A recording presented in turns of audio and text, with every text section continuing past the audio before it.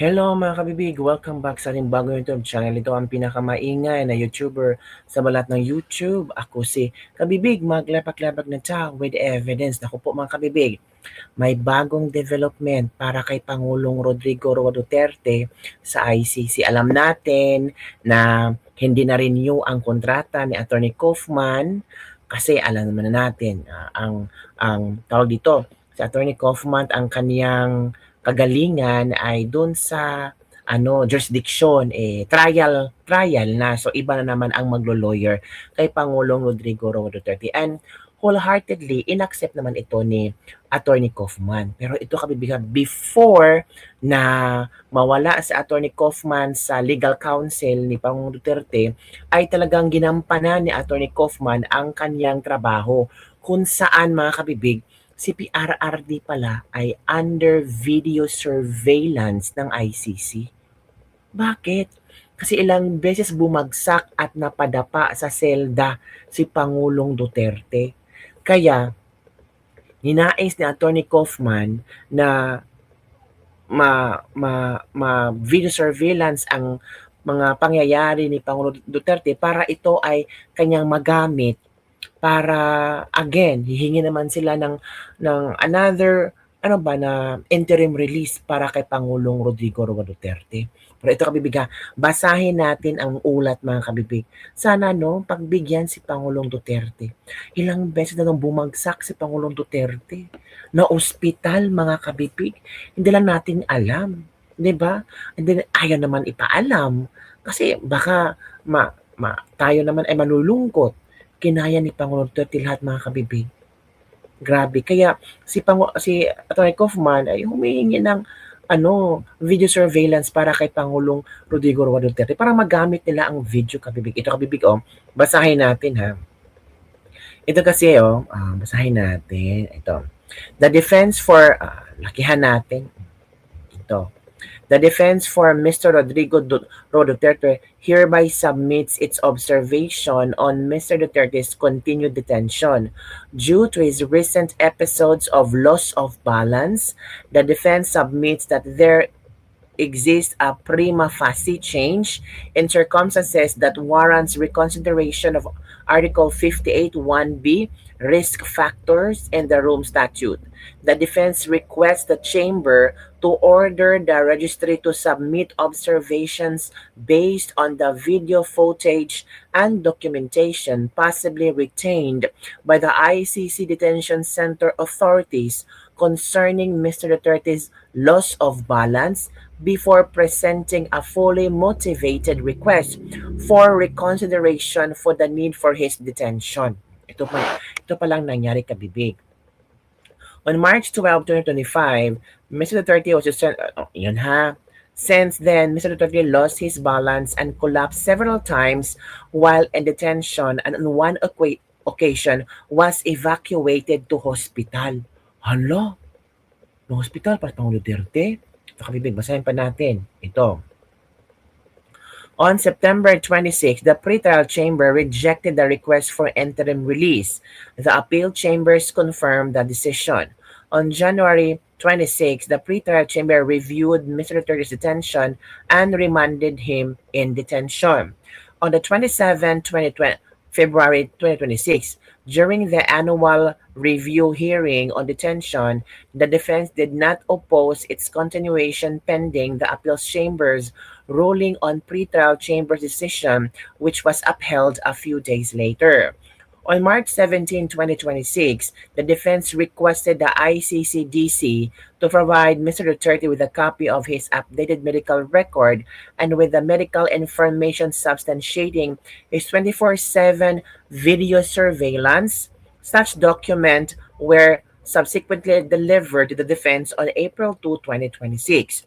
On March 26, 2026, April 13, 2026, and April 22, 2026, the registrar extended cell monitoring for health purposes of Mr. Duterte in line with the recommendation of the ICC-DC medical officer, noting that he is an elderly detainee with an increased risk of falling due to his age and multiple chronic medical condition. O yan ha, sabi na yan kabibig ha.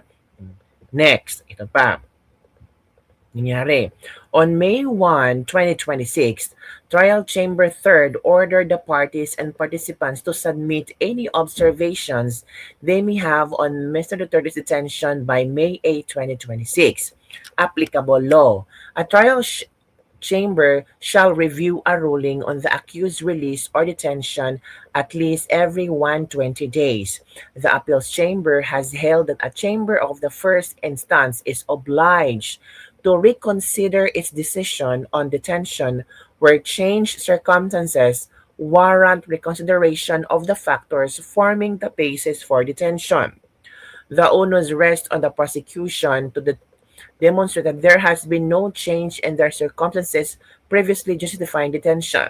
A mere assertion that circumstances remain unchanged is insufficient to discharge this burden. Where the prosecution submits that no material change in circumstances have occurred, the defense must be allowed to provide pertinent information. Sana, no? Ito, oh.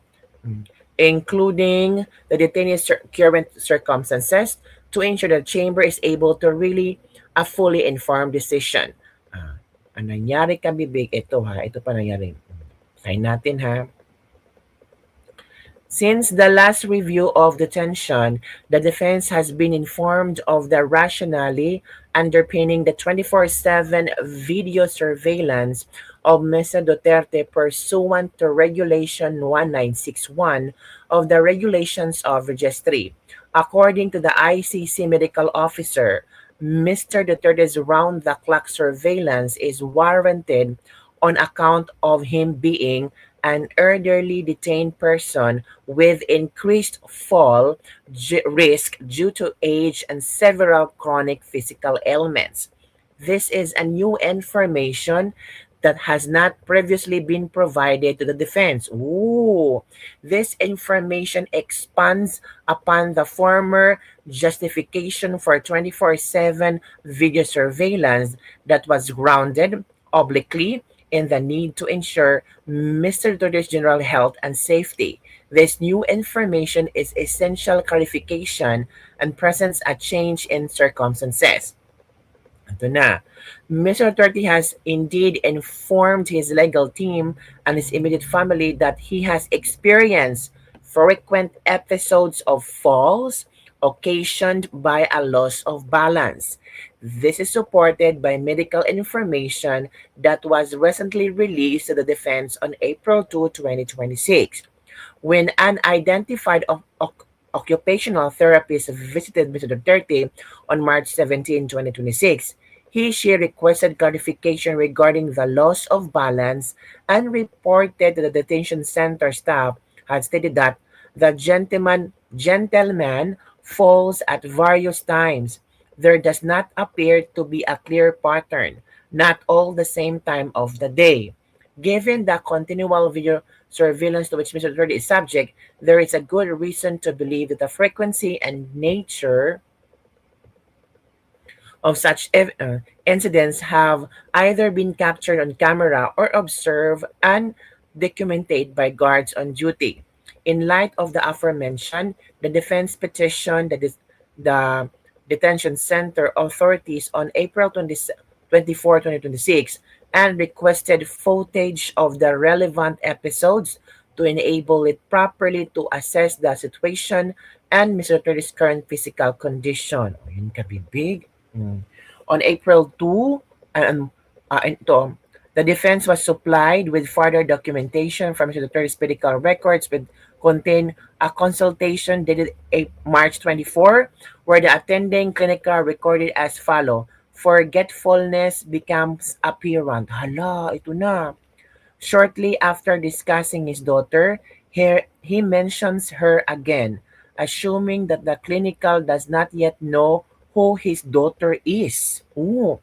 Additionally, he does not know today's date and guesses July or September for the month. Uy, hala, bakit hindi in-inform to? Uy, ang dami palang nangyayari kay Tatay Digong pero hindi na-inform. Ito As indicated above, on April 2, 2026, the defense was supplied with further documentation from Mr. Duterte's medical records, which contain a consultation dated March 24, 2026, where the attending clinical record recorded as follows: forgetfulness becomes apparent. Shortly after discussing his daughter, he mentions her again, assuming that the clinical does not yet know who his daughter is. Additionally, he does not know today's date and guesses July or September for the month. Hala ka. Ito na pala ang nangyari kay Pangulong Duterte. Makakalimutin na, hindi niya alam. Naku, yan na. Naku. Yan na nga eh. Before presenting a fully motivated request for consideration of the need for Mr. Duterte's detention, the defense requires further information based on the video footage and documentation possibly retained by the ICC Detention Center authorities concerning possibly the loss of balance. Given the absence of any clear provision in the statutory framework which allows the defense to request trial chamber 3 to order the disclosure of the video footage and documentation. Yun nakabibig. Hala. So salamat, Attorney Nicholas Kaufman. Hindi mo pa rin pinababayaan si Pangulong Duterte. Uy, nakakaawa si Pangulong Duterte, kabibig. Ilang times na pala siya na out of balance, tapos nakakalimutan na yung pangalan, tapos kung anong oras, petsa. Naku po, yun na nga ang sinasabi natin, kabibig. Diba? At na-hospital pa nga itong si Pangulong Duterte. Pero anong sabi ng mga chismosang palaka? Karma lang daw ito kay Pangulong Duterte. Ay, grabe. ICC withholds evidence on interim release. Duterte under video surveillance in his cell. Basahin natin itong Dingat Politics, ha. Basahin natin kung ano ang kanyang sinasabi.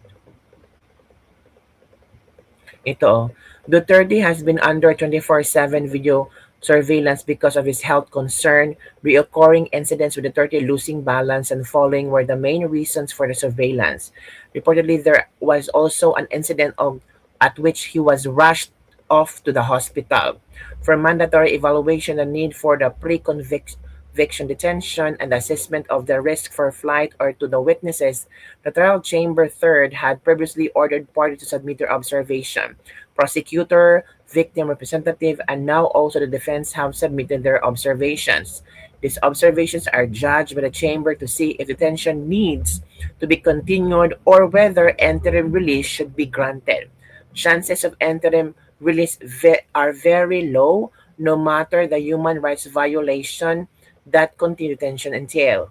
The alleged guilt by ICC is underlying ulterior motive to continue assuming guilt before the trial is given in the ICC proceedings. As it now appears, the defense have been asking for the video footage of the surveillance showing the incidents of the 30 falling over. The footage has not been released yet. Oh, this hinders a complete basis for their observations. Without the factual incidents on the view assessment is merely a one-sided, non-verifiable conclusion. No way for the defense to verify and assess. This is why the defense requested the presidency to be ordered to submit the required footage. The ball is in the corner of the trial chamber, the third to decide on that order to see what happens next. So sana, mag-isipan nila. So sana ito pa. They don't want PRD released because PRD is anti-NPA. The underground army of the Commission and the ICC has left this meaning. There is no justice in the ICC, but no matter what, I always love and support Tatay Digong. God, please protect our Tatay Digong. Have mercy. Please give Tatay Digong a chance to go back to his country. We all know what he's old enough for this. He's tired. Now, if you had a conscience, please let Tatay Digong back to the Philippines and to his family. He doesn't deserve this kind of treatment. Please be kind to Tatay. Di nila talaga pakawala yan dahil si BBRD lang ang kaso ng ICC para ma-justify ang kanilang existence. Magkita sa kanilang donor na may relevant pa sila. Ang bangag jud ang source sa tanan, nagdumot jud kung Marcos. Pag matsugis pa Pangulo Duterte, masaya na ba yung pamilya ng biktima? O una ng mga warder? Tanong lang naman. Invictus, Fredo Duterte now. Yung tabibig.